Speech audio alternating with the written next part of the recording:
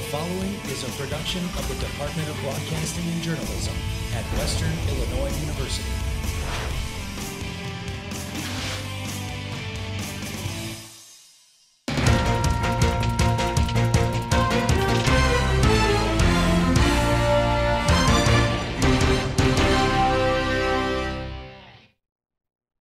Good evening and welcome to News 3's election show coverage. I'm Emily Manley. And I'm Danny Fry. Tonight we will bring you updated election numbers for local, state, and national races. We also have live shots from Republican to Democratic watch parties, along with a report from the Western Illinois University Student Watch Party. Later on in the show, we will hear from a political science professor to analyze the election. We're going to start out our coverage by taking a live look inside the watch parties for both the Democratic and Republican watch parties. You can see here just on your screen, we have Megan Sanchez, who you are seeing in the box, and then on the box on top, that is the Democratic watch parties. Later on in the show, we will bring you up-to-date information from both Megan and Redrick, who are going to have their packages about both candidates, stories that they can tell us live from the locations along as the evening goes on. You can stay up to date with us throughout our show with our social media pages. Find us on Twitter and Facebook. That's right. Feel free to mention us if you have a question. We also have a hashtag. It's News3 Election 2016. When you're talking about the election night, feel free to use our hashtag. There's an Illinois Constitutional Amendment on the ballot that has some voters confused. Dr. Casey LaFrance from the Political Science Department explained what the amendment is proposing. Is that monies collected from transportation-oriented state commerce, so things like speeding tickets and railroad fines and so forth, has to be reinvested in transportation. So it limits the discretion of the General Assembly to put that money into use in other projects, other state areas. This is also the first year that Illinois voters are allowed to vote and register on Election Day. News 3 met up with two students who went to the courthouse this afternoon.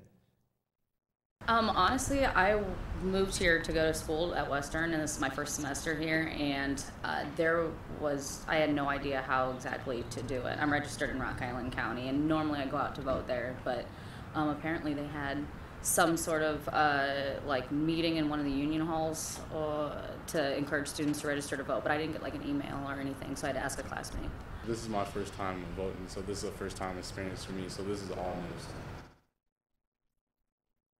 Illinois also has the longest available voting period in the country. 24% of residents in McDonough County voted early this election. And throughout the show, we will have News 3's JT Greider live in the newsroom, bringing updated numbers throughout the area. He joins us now from the newsroom. JT, do you have any updates from the area for us? With a full newsroom behind me, we're keeping up with the electoral votes for the presidential race and also for our local races. Here in a local race for the U.S. Senate, we have currently in the standings Tammy Duckworth with 50.4% of the votes and Mark Kirk with 44.3% of the votes. And for the District 93 out of Mason County is the only one that we've got reporting so far. John Curtis has 43.3%, Noreen Hammond with 56.7%. Out of the presidential race, we look, and now Hillary Clinton is reported with 97 electoral votes, Donald Trump with 123. We're going to keep updated throughout the night. We're going to keep looking at these electoral votes. We're going to keep you posted on Facebook and on Twitter. We're going to keep looking into our local races as we will bring you more updates later on in the show. We're going to keep it posted here on Facebook and on Twitter. But for all, back to you. Thank you, JT. We'll see you back in a little bit. Now, over the past week, we have brought you an interview with the Department of Political Science Chair, Dr. Keith Bockelman. We have more on that interview now, looking at the state angle. The state level, we have Kirk versus Duckworth. Kirk has had some medical issues within the past year.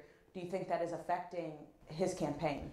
Well, I think it may affect his ability to campaign in some ways. He's also said some things that he might not have said in the past. I guess a good example was in the debate last week where he made some fairly nasty comments about Tammy Duckworth's ancestors, suggesting that they couldn't have served in the military before, and then she came back and showed that they had. And so I think some of these things have hurt him. He's lost some endorsements based on those comments. So I think I think that he's had a tendency to say some things or blurt out some things sometimes that maybe he wishes he hadn't.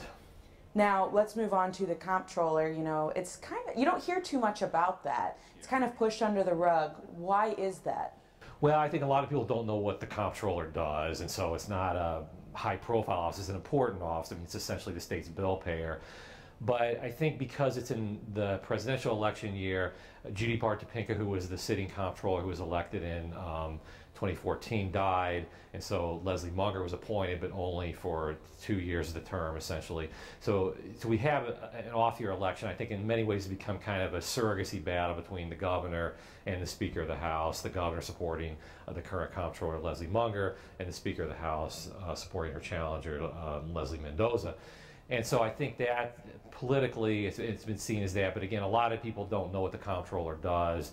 They don't really know what makes a good comptroller or a bad comptroller. So I think the dynamics of this race, on the one hand, you've got a lot of money coming in for Munger, particularly from the governor, and so she's been able to run a lot of ads.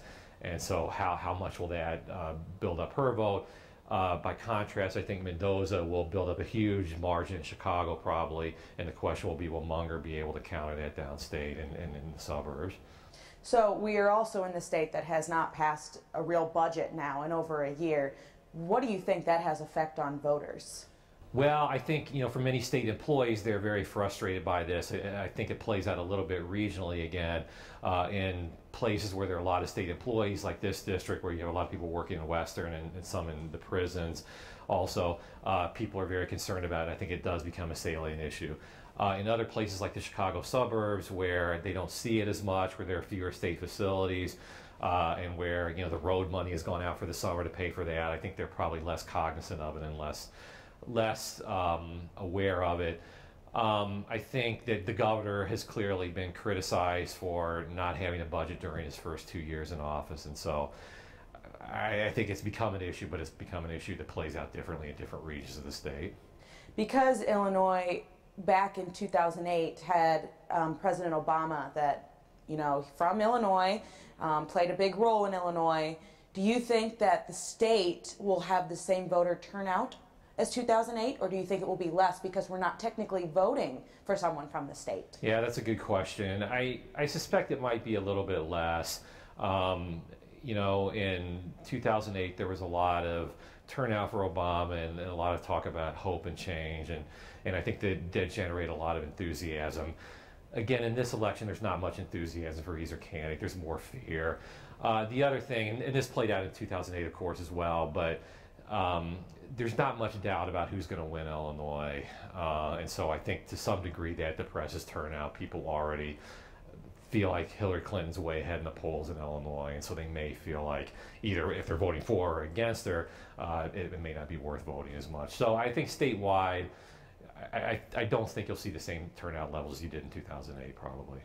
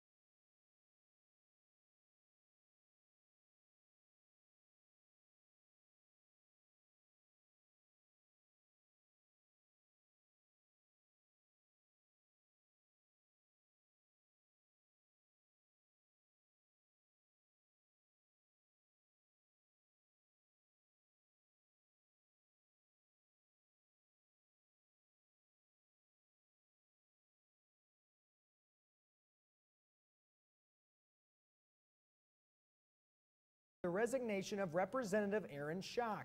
Running against him for the Democratic Party is Junius Rodriguez, who is a professor at Eureka College. Now, Republican candidate Leslie Munger is currently holding the position of the Illinois Comptroller. But running against her is Democratic candidate Susan Mendoza. Mendoza was the first female clerk for the city of Chicago and currently is an outreach director with the Chicago Department of Planning and Development. Running for the Libertarian Party is Claire Ball, and Tim Curtin is running for the Green Party. There is one candidate running for McDonough County State's Attorney, and it is Republican Matt Kokala. He graduated from Macomb High in 1993. He became felony prosecutor for Knox County in 2006. Now Kokala works for Flack, McCraven, and Stevens in Macomb. Now moving on, Mark Kirk is the current United States Senator from Illinois. Kirk won a special election back in 2010 to serve President Obama's Senate term. He is running against Democratic candidate Tammy Duckworth, who is currently U.S. Representative from Illinois for the 8th Congressional District. Kenton McMillan is running for the Illinois State Senator for the Libertarian candidate, and Scott Summers is running as the Green Party candidate. Stay tuned while we go away, because after the break, we are taking you live to 2 local candidates. And if you're looking for more election coverage, go follow us on Facebook and Twitter. Just search News3 WIU. And use our hashtag News3 Election 2016 to stay up to date with everything that's going on in this election. We'll be right back. Welcome back to News 3's election coverage. We are live with you for an hour talking about the latest updates, and we have 2 reporters out in the field of the Democratic and Republican watch parties. Now, before we head out to our reporters, we want to remind you that you can follow us on social media for the whole entire hour. Once again, we want to remind you to stay up to date. Again, you can go on social media, all of those pages. Find us on Twitter and Facebook. Feel free to mention us if you have a question. We also have a hashtag News3 Election 2016. When you are talking about election night, feel free to use our hashtag. State Representative for the 93rd District, Noreen Hammond, has an opponent for the first time. Democratic candidate John Curtis is a Western Illinois University instructor. He and his wife Karen own Barefoot Gardens located in Macomb, and I sat down with Dr. Keith Bachman, who discussed the 2 local candidates. Well, I think there is a lot of interest in the state legislative race, obviously. I don't know that most people would turn out just for that. People who are interested in that are probably people who regularly turn out. There is also a lot of anxiety surrounding the election, and so there's sort of 2 things that can drive voter turnout, either enthusiasm or fear. I think at the presidential level we have a lot of fear right now. I mean, each side is very afraid of the other person getting elected. So I think that could drive turnout. So I expect decent turnout, maybe not 2008 level, but at least probably similar to 2012. Now, back to the 93rd District, we have Noreen Hammond going against John Curtis. Noreen, who has never had someone run against her before. What do you think of that race? I mean, you have 2 people there that Noreen hasn't really knocked on doors like John Curtis has. Yeah, he's been out in the district, knocking on a lot of doors really for the last year or so. She has somewhat of a monetary advantage. She also has an advantage in registration in the district. It tends to be a Republican district. That said, a Democrat can win. I looked at some of the statistics from 2012 when John Sullivan was running for state senate. He won all the counties in the district, in the representative district. So it is possible for a Democrat to win, although a Republican has somewhat of a registration advantage given the structure of the district.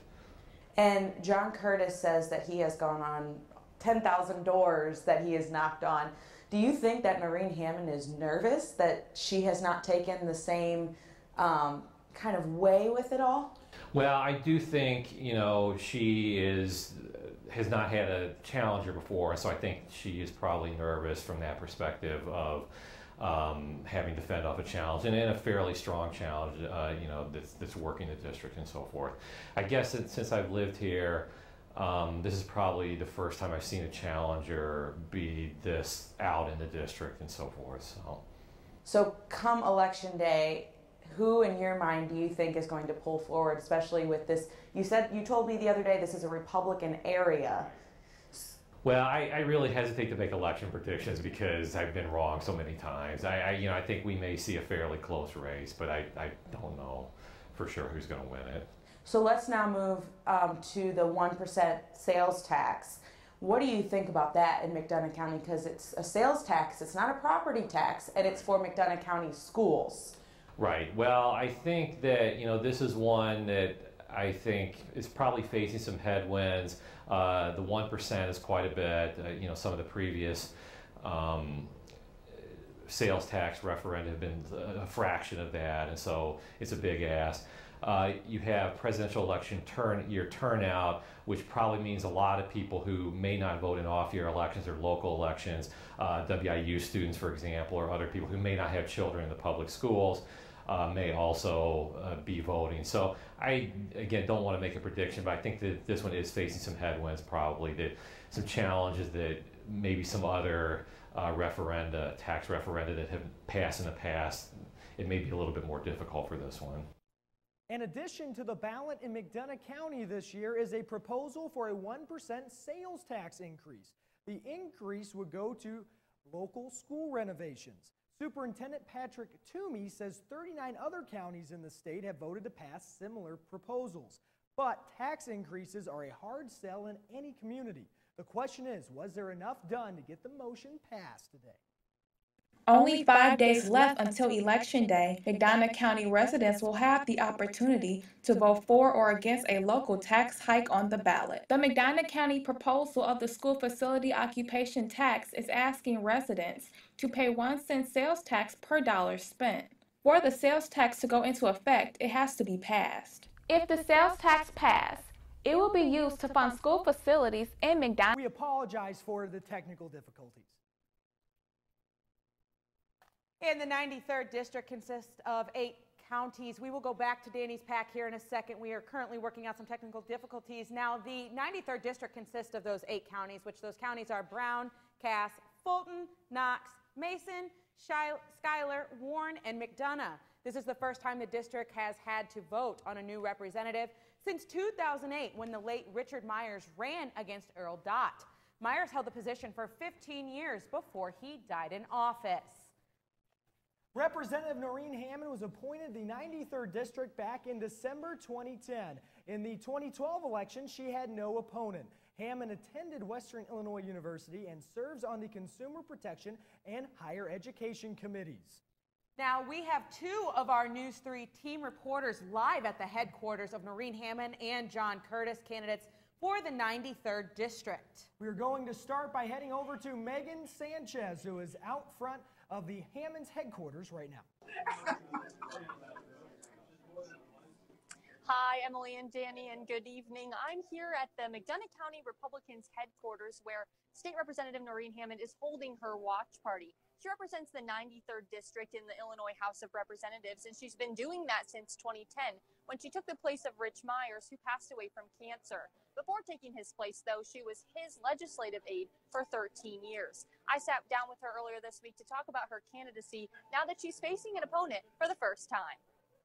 I'm Noreen Hammond. Working across the aisle. That's what State Representative Noreen Hammond says has led to success in her stint representing the 93rd District in the Illinois House. If we as Republicans are going to get a bill passed or any initiative, you have to be able to work with people. For almost 6 years, she's held her House seat, but now she's facing her first challenge to office. Democratic candidate John Curtis. I just feel like he will better represent the people of this area. I mean, I feel like Noreen Hammond has done an okay job, but I think there needs to be a new perspective. Hammond chose not to debate Curtis leading up to Election Day, and she says she stands by that decision. I was not going to put myself in that position, and certainly not going to put my family in that position of having to defend falsities. Hammond's platform highlights education. She wants to push for funding for K-12 and higher ed institutions across the state, which is why Macomb resident David Bormet is supporting her. And she's been in office for a number of years and has, done a good job from my aspect in that, and a real supporter of Western and schools. Her supporters' biggest praise, though, is her experience. She listens whenever we talk to her, and she really has good reasons.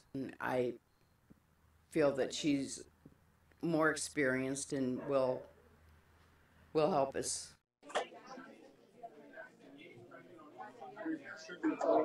Now, as you can see behind me, the room is just filled with supporters for Noreen Hammond, and you can really just feel the anticipation in the air.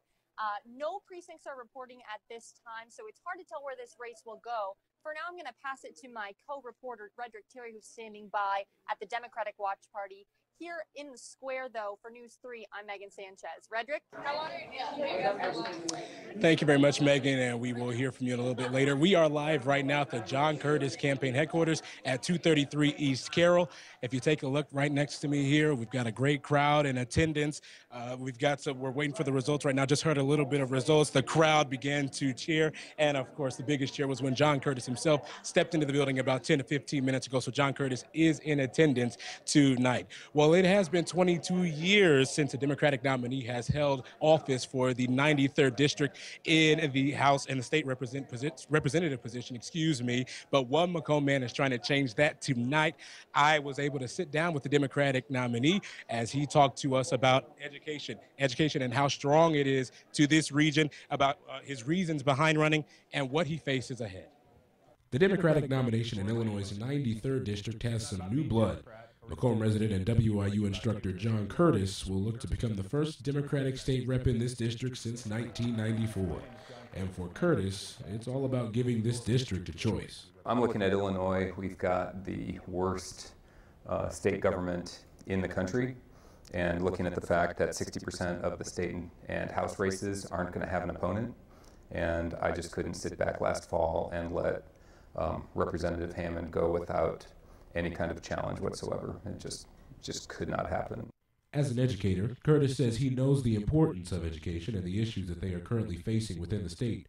His supporters believe that he is the answer for a long-awaited change. We've had long, dry spells with nothing happening, and all of our services are disappearing. All these people were let go from Western, so it's just time that we have a change and have something happen here. Not investing in education is like not investing in our future, and we have to have outstanding K-12 programs. We really should have a pre-K program in Illinois, and we have to have excellent colleges and universities, and that's one place that I won't budge. We just absolutely have to fund our higher education institutions, and we need to have excellent K-12.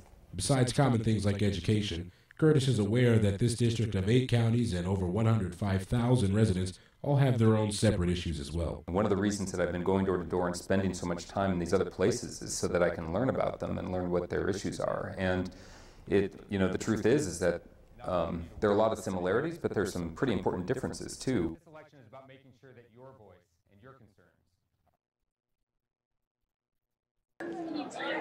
Curtis went on to encourage people to not give up on democracy. He acknowledged the general ugliness of the election season, this one in particular, but he still urged people to go out and vote. And when speaking on the divisiveness of this election, Curtis said, well, after the election, simply put, the partisan politics need to be put away. The Democrats and the Republicans, they need to get together, start working together with those different perspectives and come up with some common solutions for the people in this region. We will have more from the John Curtis Watch Party here at Curtis headquarters coming up a little bit later in the show. But until then, right here from the John Curtis headquarters, I'm Redrick Terry for News 3. Danny Emily will send it back to you in the studio.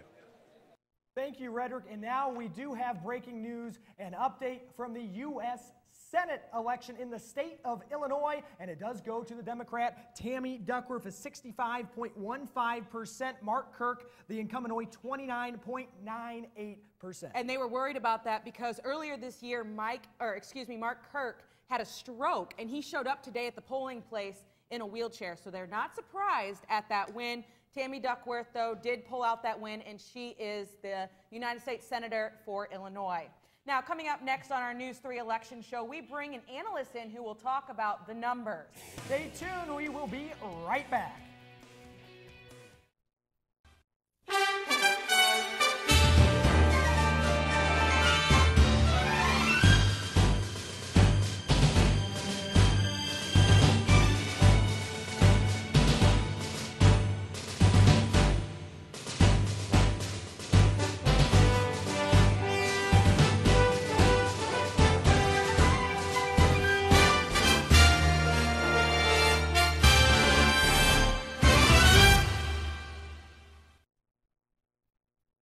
Welcome back here, and we bring in Dr. Day, Dr. Jonathan Day, Associate Professor in the WIU Political Science Department. Thank you so much for taking the time in this busy election night. You're welcome. Thank you for having me. And we just broke the news in the U.S. Senate race. Tammy Duckworth won, and it was by a big margin. Yeah. Why do you think it was that way? I mean, I think it wasn't surprising given that she had a huge lead in the polls coming up to it. And I think the reason she had such a huge lead in the polls is because a number of factors have allowed the Democratic senatorial candidate to take the win. You have a number of factors like the governor, who is a Republican, who is extremely unpopular, and you have a situation where a Democratic presidential candidate is running strong in the state, and those factors lead for a Democratic candidate to win. And the other thing is that you have a state that is set up for a Democratic candidate to win because it's primarily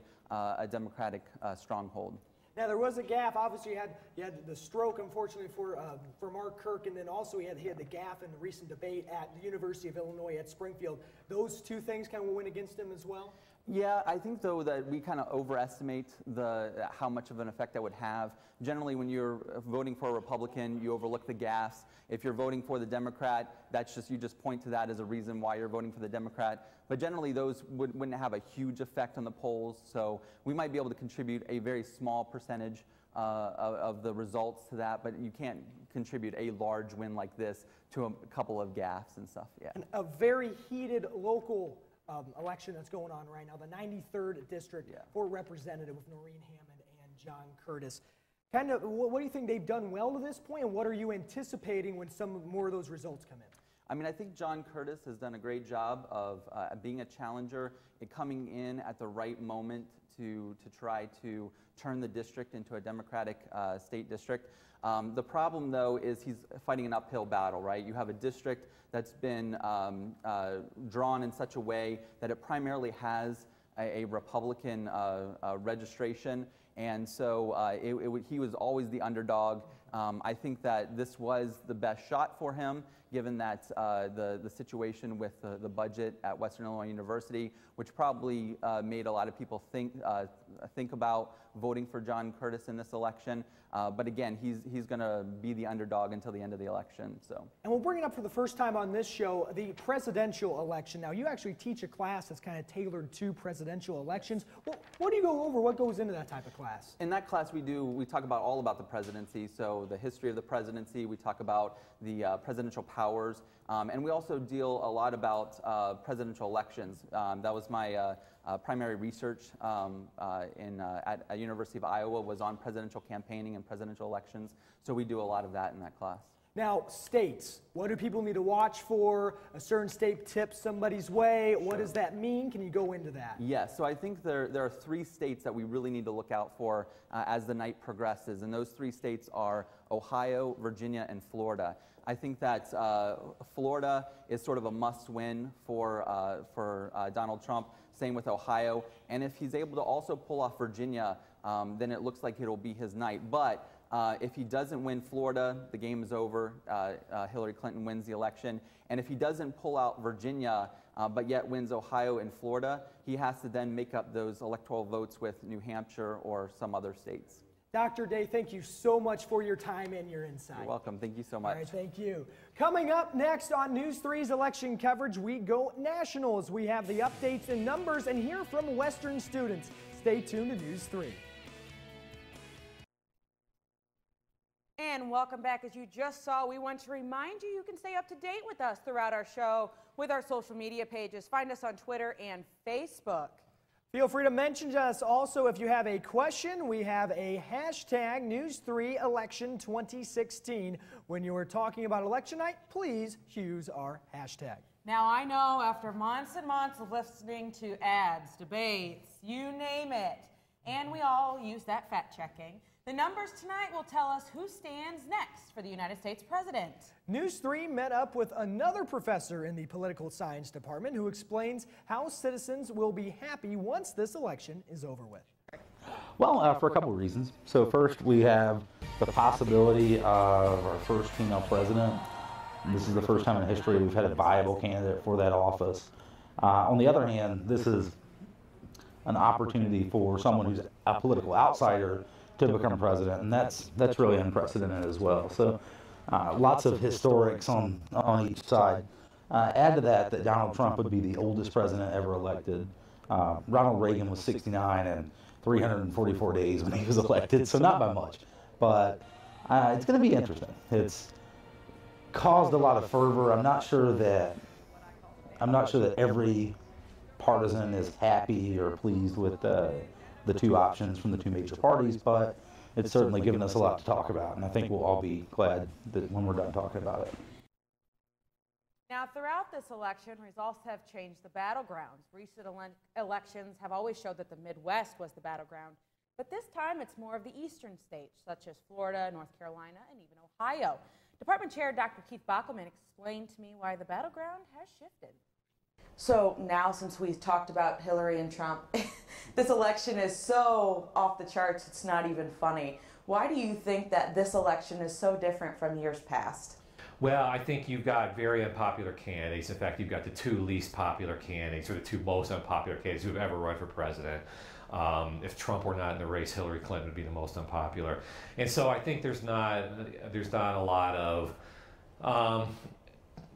positive enthusiasm in this race. The other thing that is, I think, with the constant scandals and controversy, there's a lot of, I read an article yesterday that talked about people are breaking out in hives over the election, and there's a lot of high level of anxiety that even it's threatening people's mental health because they're so worried about the election, and many people are worried about if the other candidate wins, what'll happen. And so I think there's just a lot of feeling of, oh, please let this be over. And from that perspective, also, I think in Trump's case, he's challenged some normal Democratic norms, suggesting perhaps that he won't respect the results of the election, suggesting he would personally arrest Hillary Clinton if he were put in office. So I think that also is a little bit different than what we've normally seen. Now, you did explain to me that this election's kind of got that shifting battleground. It's not so much the Midwest like it always has been, it's more to the east. Well, right, more to the east and the south, and in some ways, I mean, Florida's been a swing state in the past, but it certainly will be again. North Carolina is very much in play. So I think on election night, if we see one candidate, particularly if Hillary Clinton wins Florida and North Carolina both, I think it's pretty much over. If Trump wins both, then he's got a little bit more difficult path right now. Hillary Clinton's a little bit more of a firewall, but if he wins both of those, then I think he's certainly in the game. But some of the normal swing states like Michigan, Wisconsin, I think are pretty solid. Ohio's another state to watch. Trump is ahead right now, and so I wouldn't be surprised. So if Hillary Clinton wins Ohio, then she's also in pretty good shape if Trump wins. Now, if Trump were to, say, win some states like Pennsylvania, New Hampshire, that bodes very well for him. They seem to be leaning Democrat right now, but if they were to go for Trump, then that would suggest he's in a pretty good position. Now, let's move to Congress. Our Congress is kind of separated. It's up in the air. Explain how, depending if Hillary or Trump wins, where that puts Congress. Well, yeah, so we expect that there will be some shift depending on who wins the election. There was some talk in past weeks about the House of Representatives possibly going Democratic if Hillary Clinton had a big win. I think that's doubtful now. It's looking like that she probably will not have a win of the magnitude that would shift the House. So the big question now, I think, is the Senate. There are 5 or 6 seats that are really very close. North Carolina, New Hampshire, Pennsylvania, some of the states where the presidential election is competitive. And so it kind of partly depends on which way the presidential election goes. If Hillary Clinton has a big win, it's likely that the Democrats will control the Senate as well. If Trump wins, particularly if he wins big, it's likely that the Senate will stay in Republican hands. But a lot of these, swing states for the presidential race are also ones where there's Senate candidates up, and so the Senate race and the presidential race kind of go in the same direction. And now, when certain elections come up, you hear that they target certain age groups. Who do you think Hillary and Trump really target when they're up giving, their debates have been so outrageous and they're throwing daggers constantly at each other. Who do you think is really tuning into that? Well, I think that Trump is clearly targeting older whites, particularly white men. That's really the base of his support. Rural people also. Polls suggest he is doing the best in places where it's predominantly white but rapidly diversifying.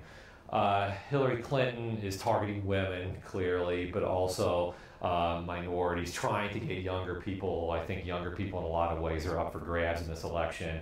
There's not the same kind of support for Hillary Clinton that Obama had. So I think, Hillary's firewall is women, particularly older women. Trump's firewall is men, particularly older white men. Political science teachers wanted WIU students to watch the numbers come in together. Students are gathered at the Multicultural Center. News 3's Brianna Descaray got over there just in time to talk to those students about their thoughts on this election. WIU's Political Science Department is hosting a watch party for students here in the Multicultural Center. Mike said, I talked to some students about what they thought about the election so far. Here's what they had to say. The old adage goes, what hurts more, a sword in the gut or a knife in the back? The answer is whatever you didn't see coming. I think no matter who wins tonight, nobody's winning. What I think of the election so far, I think it's been a really crazy ride. Both candidates have really different opinions and different things to offer. I think no matter what happens tonight, though, it'll be an interesting turnout. I think it'll be a really close race, but I think at the end Hillary Clinton might just pull out, just because of all the things that Trump has done in the last few days to really escalate how people feel about him. Most excited for just to see who the winners of the election are, just to reassure my predictions. So. Reporting from WIU's Multicultural Center for News 3, I'm Brianna Descaray. Thank you, Bree. 24 hours ago, students were already talking to us about how they felt about these presidential candidates. Our news team met up with some of the students who expressed their opinions to us. I will say Hillary Clinton does conduct herself better in a political scenario. She does have quite a number of years as a political leader, be it Secretary of State, Senator, that she has had many years on the political field, which could help her in negotiations with foreign countries. Donald Trump does seem to inspire people. Whether it is a good inspiration or not is debatable. I feel like it'll be history if Hillary wins because it'll be the first female president. And it will actually be a disaster if Trump was to win because he has not presented any solutions into making America great again. Okay, I waited like 18 years to vote, and these are my two choices. Like, it's not really the best choice. And more of it is based on, like, my family, because, like, I'm Mexican, and, like, a lot of the things that Trump has said haven't actually, like, worked out well for me, and Hillary's not much any, like, but I'd rather have Hillary over Trump. Trump's not a politician, although, to be honest, if either of them got into office, I'd rather have him. He seems to be more what most of America wants and could probably change what Obama couldn't. Whereas Hillary is a politician, but Clintons do have quite the history with issues. Well, it's definitely much more of a controversial election for sure, especially since now we're stuck in a rut and Obama's going to be coming out of office, of course. So what happens now is definitely going to affect what's going to happen to us 20 years from now. And a lot of millennials are speaking out more. So they're not necessarily going to vote, but they're definitely voicing their opinion in the younger generation standards. Polls have been closed now for more than 2 hours Eastern Time and about an hour Central Time and have just closed Mountain Time. We are going to toss it over to JT Greider, who has been watching this very carefully and has where each state stands. JT. So currently here in the United States, we have Republicans will retain the U.S. House. That is pretty big, as the Republicans have received the majority of the votes to keep their spots, and the Republicans will retain that control. Now, if we look at our electoral map, we can see Illinois has gone to Hillary Clinton. We're also watching down here Florida, North Carolina, and Virginia, and Ohio. We're watching those. If those go red, it increases the chances of Donald Trump winning the election. We're going to keep posted on that and keep you updated there. I don't really have anything new going out, but if you see a lot of the midsection, it's going red. That means Donald Trump's taking control. He has 137 to 104 over Hillary Clinton. Like I said, we're going to keep you updated on Facebook and Twitter and keep these electoral votes going. But for right now, back to you. Thank you so much, JT. And as we were just looking at that map, I talked to you earlier about the North Carolina and Florida being very, very important, and neither one of those are in yet. Still undecided. That'll be something to keep up with, especially after this break. We have results from McDonough County as JT Greider heads back into the newsroom, and we will also have an update on the sales tax. That tax increase proposal in McDonough County. People are really wanting to know about that, so we have that coming up. And also remember to follow us on Twitter and use our hashtag to stay tuned with us through this News 3 Election Night coverage. We'll be right back. Welcome back to News 3's election coverage. Earlier, we talked to you about the sales tax increase in McDonough County, and we caught up with Superintendent of Macomb Schools, Patrick Toomey, and local voters on what they thought about the tax and if it's going to get passed today. Macomb Schools Superintendent Patrick Toomey is an advocate for the increase. He says he has received positive feedback while presenting to various groups such as WIU Student Government Association and other organizations. Presented several times out in public, and so far all the reaction has been very positive toward this tax, and so I really don't look for any backlash. Although Toomey has been out in the public and hosted 2 open forums, some voters like Nancy Hansen learned about it for the first time while voting. No, I don't think they've done a good job at all at getting it out. It hasn't been a good job getting it out. If it's something they want passed, they really haven't done a good job of educating the public with it, no. When talking to local mother Melanie Allen, she realizes facility improvements are needed, but it's still a tax. I think we're taxed enough already, so I'm against it. Other voters feel like the quality of education needs a helping hand. I think that we need to take care of the teachers. The teachers do an outstanding job in McDonough County and in the area, but I think we need to make sure that we have good teachers and good programs and this sort of thing. And from our experience sending our kids through the school system, they've done an excellent job. Toomey says the weight of the tax will be spread among visitors to local stores, making this a better option than a property tax increase. I do believe that this is an opportunity for the county to come together and to look at a tax and make a decision as a county if this is right for us.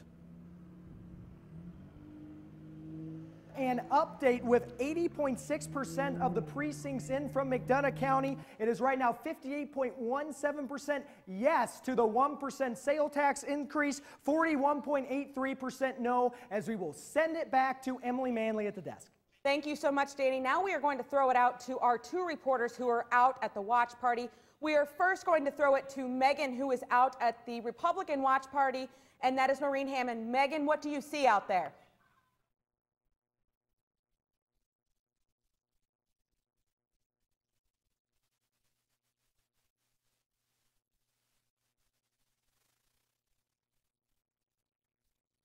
We are having a little bit of technical difficulties. We are going to send it now to break, and when we come back, we will have more updates. You're watching News 3 Election Night coverage. Now we are going to head back out to the 2 places where our 2 live reporters are. Megan is out at the Noreen Hammond watch party. Megan, what are you seeing out there?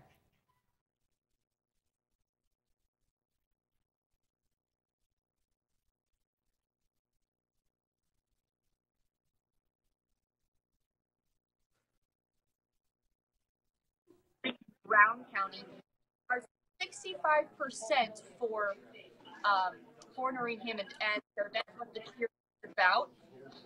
We also have Knox County, 3 out of 52.0% for Noreen there. And as you can see, that's all of the information I have at this time, so I'm going to toss it over to Redrick, too, standing by at John Curtis's watch party. Redrick? We're going to send it to break here, and we will come back hopefully with a few updates after this. Well, so we are still here with updating coverage. We are currently working to get as much information as we can. We earlier brought to you that Tammy Duckworth was able to bring in, and she came out ahead. We were talking about Mark Kirk. We also earlier were talking about how important Florida was for Trump and for everyone else. We're going to take a look right here. You can see the United States Senator. I'm going to go right back to United States Senator here. And that was Tammy Duckworth pulling away, and she pulled away by a good margin as well. It was 65.15% for Tammy Duckworth. Mark Kirk with nearly 30%. And again, that's all precincts reporting there. So Noreen Hammond, we're currently getting updates about Noreen Hammond here. She was pulling ahead just a little bit. You know, this is going to be something that we have to go on all night about. It's not going to be something that we can finish here within the last 2 minutes of our show. So what we're going to do is we are going to sign off here in about 60 seconds, but you're going to be able to continue following our coverage. We're going to go live on Facebook, Danny and I. We are going to continue to go live here throughout the evening. We are going to toss it to Redrick right now. He's with John Curtis. Yes, he is with John Curtis. Redrick, what do you have? And we are live at the Democratic Watch Party here at Curtis headquarters, and I've got a special guest with me. It is John Curtis, one of the nominees for the 93rd District State Rep seat. Thank you so much for taking the time to join us, and really just your thoughts on the night so far. How is the team feeling as the election results continue to pour in? Well, my team has been working since 4 a.m. this morning, so they're a little beat. I'm the one that's rested and kind of anxious. So, yeah, we're kind of looking forward to see what happens here. And, well, there's so many people here now that we had to move location. Well, that was nice that we heard from them there. We're going to continue to update you. We have only about 45 seconds left with you. So 50% of the precincts of here in the 93rd District have reported. 57.28 have decided to pick Noreen Hammond. 42.72 for John Curtis. Very close race. We're going to continue to update you. As soon as we get off the air here, we have about 10 seconds left with you. We are going to continue our coverage live on Facebook. Continue to stay up with Danny and I. Join us Thursday for News 3 Live at 4. We're also online all the time as well. Stay up to date with us, news3wou.com. And again, Facebook Live right after this to bring you those results. Thank you so much for joining us on election coverage. And from all of us here at News 3, have a good night. And join us now on Facebook Live. Good night, McCall.